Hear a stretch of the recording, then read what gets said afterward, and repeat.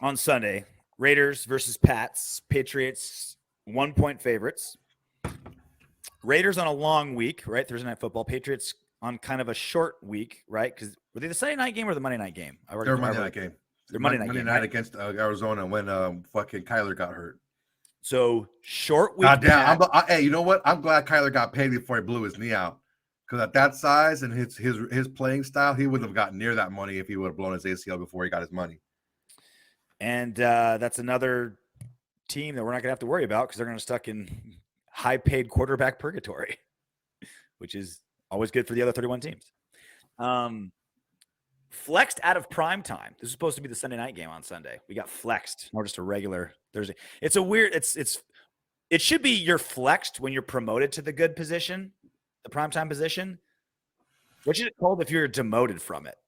You're flexed up it. You're deflated. Deflated? They've been deflated. Deflated? You're limp-dicked down into regular Gen Pop, just normal afternoon game. One insurance card for a penis pump with the name Austin D. Powers. Was it an insurance card or was it a receipt? Yeah. It was not an insurance card. It was a warranty card. It was a warranty card. He filled out the warranty card. One box entitled "That's Definitely My Bag." This is definitely my bag, baby. Written by Austin Powers. So the big story for this game is obviously Josh McDaniels. What was the name of the book? It was Penis Pumps and Me. I think it was Penis Pumps and Me. I thought it was That's Definitely My Bag, Baby. No, that was the last part. It was Penis Pumps and Me. This is definitely my bag, baby. Okay. I think that's what it was. I'll have to watch it again. God damn it. Now I got to watch it. In a while. So the big story for this game is Josh McDaniels taking on Bill Belichick, right? Yep. Supposedly the offensive wonder child against the clear defensive wonder child. And God bless us having 4 extra days to prepare than Belichick. I mean, that is so clutch. And there's been like the running story, right, where Belichick disciples, none of them really succeed other than Vrabel. Vrabel's really the only one that's found any like sustained success as a head coach. That often makes me wonder, like, is Belichick, what he brings, just irreplaceable? Like other people just can't do it? Or does he send guys off as damaged goods on purpose?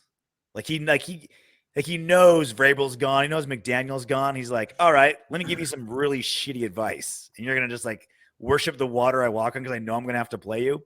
Because he has an amazing record when he plays his own, plays his former coaches. So just because someone is good as one thing doesn't mean they're good at all aspects of that. And what I mean by that is Belichick's an amazing coach. He's a very good coach. He's a very good defensive coach. I think he's a very good CEO type person where he puts people in positions to succeed. But I don't know how much he stretched those coaches to have them develop other skills other than what he was asking of them to do. Yeah. Like Romeo Crennel, you are just going to focus on the defense. You're going to do this. I'm going to help you implement the game plan, but ultimately it's your job to implement the game plan that we come up with together. So does he have he being Bill Belichick, does he have his fingers in everything? Yes. Pronouns, pal. Yes, he has everything. He has his fingers in everything, but he's focusing the coaches. Girl? Yes. Yeah. He's focusing the coaches on what specifically he wants them to do. Now, does that help them be successful? He compartmentalizes them. Well, yeah, he slots them in. You do this. You don't do anything else, but just focus on this. Yes, that makes them very good at what they do. But again, does that make it stretch them out and make them that help them develop other skills that will help them be a head coach later? Not necessarily. Yeah. But that's the difference between him and that's why I think Bill Parcells was a better coach, because he was able to not only slot coaches in the positions to succeed, but he also was teaching them how to be better coaches as well. Maybe that's like part of the evil genius of Belichick. He's like, I'll teach you just to be good in my system and nothing. I'll tell you everything you need to be good under me. But once you're like a pimp. Yeah. Listen, pimp, you listen, ho, you got to listen to what a pimp says. Everything this pimp tells you, he tells you make money, right? You bring it home to daddy, right? So if you would just listen to what I'm saying, if you listen fast, I don't have to slow down, bitch. What movie is that from? What movie is that from? That's a good one. Comment section. So again, we're still, being as optimistic as possible. Maybe Thursday was a trap game looking ahead to Sunday, and McDaniels has a great game plan for Belichick. Because Belichick wants to beat McDaniels. Because remember, McDaniels beat Belichick when he's the Broncos head coach, back when before the wheels fell off, right? So let's start with Belichick's defense, because that's the sole reason they're in playoff contention, because the defense is playing fantastic. Their passing defense is only giving up an 80.5 QBR. That's sixth in the NFL. And they're giving up a completion percentage of 60%. That's second best in the NFL. Run D is solid, but not quite as good. So this should be okay. They're okay run defense. They're okay. They're solid. They're solid. This should be another feed the ever-living shit out of Josh Jacobs day.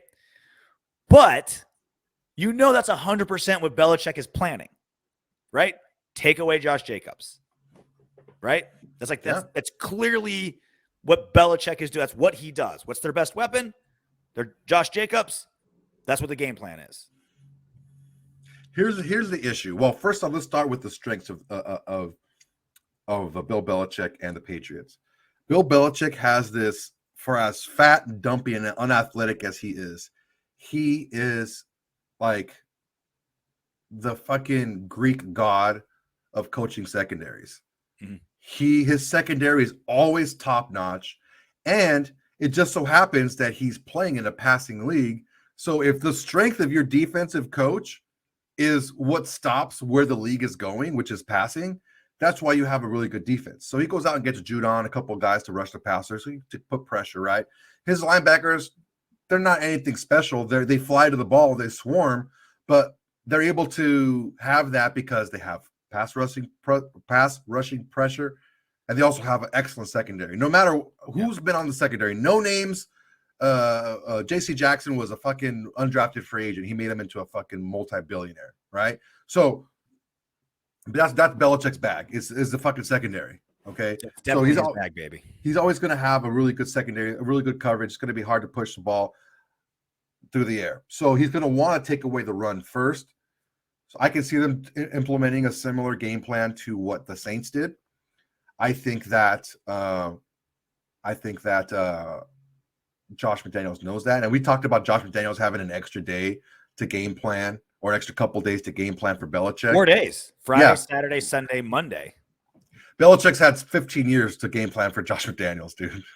Yeah. So I think that if I was Josh McDaniels, and that's what the defense is doing, is just, we're going to line up a person in every single gap. If it's a run play, we're going to shoot our gap. If it's a pass play, we're just going to drop back, and you don't know who's rushing, and you don't know who isn't. That's what the Saints did to us.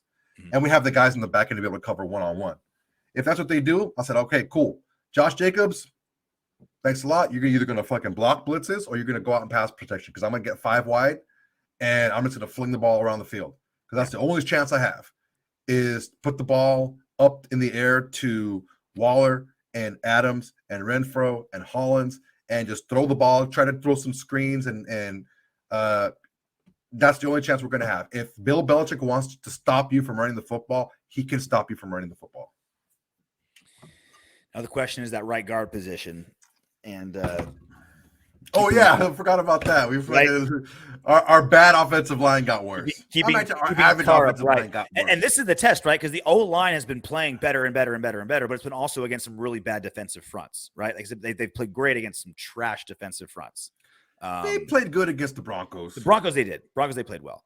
But, like Rams and like this win streak, and this, like, they're like, oh yeah, since like week 9, they're like, they had Joseph Day still. They still had some guys. But this is the test. This right? is a fucking this, right? And this isn't the test. The Niners. This is the midterm, and the final is going to be against the Niners. That's fine. Right? Like this if they can keep this going against Bill Belichick and the Pats, they can stay a solid, above average, consistent offensive line. Then we have some serious hope. Then this line has made amazing strides if they can hold their own against the Pats on Sunday. It's a big test.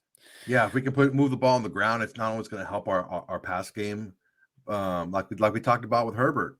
Mm-hmm. The reason why he's so special, he's putting up the numbers he's putting up with no run game. Everyone knows what he's doing, and he's still able to do it.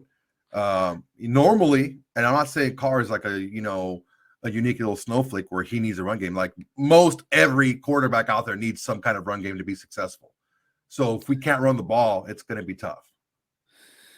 Now to Pat's offense, Raiders defense. You think Mac Jones and Matt Patricia have made up yet, or do you think they're still at each other's throats, yelling at each other? Oh, Mac Jones fell in line this last week. Yeah, he was very buttoned up, Mr. fucking corporate Charlie. Yes, sir. No, sir. Oh yeah. Oh, we got to play complimentary football, and we just want to win, and blah blah blah, this and that. He's saying the right things in the presser. I want to know what goes on that sideline, though. Yeah, listen, bro. You ain't that good. Like, chill. We got fucking Zappy over here that was flinging the ball around the yard. So just relax. Belichick, like I said, if Belichick wants to stop you from running, you're not going to run the ball. Belichick is not going to stop running the football, especially the way this team is constructed. Ramondre Stevenson got hurt. I don't know if he's going to be back, but they have like fucking 4 guys that can run the ball for him. I really wonder what Belichick's plan is going to be, because he knows we're down multiple linebackers. Tight end shred us anyway. And also, but we also have the worst passing defense in football. Like 103.4 rating, last in completion percentage. We made Tutu Atwell look like a fucking NFL wide receiver, bro. Tutu Atwell. It's going to come down to our defensive line. Yeah, if we can get pressure on Mac, sweet. We can get fucked. And that's basically how our passing defense has been all season. We get pressure, we can kind of hang. No pressure, Mac Jones is going to look like fucking Steve Young. So if we don't score 27 points, we're not going to win this game. We have to score at least 27 points. You think Mac Jones will get 4 touchdowns? Or I think the offense will, running and wise, and they have Hunter Henry, and again their secondary doesn't. I mean, their receivers don't matter when you're as bad as our secondary. You're going to be able to complete passes on us. Yeah. But yeah, I think we need 27 to win, and this defense, they score touchdowns. They don't give up touchdowns.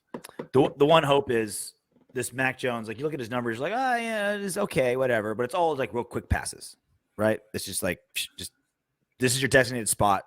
Let's just go, right? Real quick passes. Mm-hmm. If these DBs can keep everything in front of them, Patrick Graham can do like kind of what we've talked about, like gamble a little bit. Like, instead of just like I play totally safe, it's like, let's slightly risk a deep ball every now and then and maybe get a pick or get those tackles behind the line of scrimmage. This is the passing offense to do that against. They're just not good enough, dude. They're not good enough to execute. They're not good enough to do either.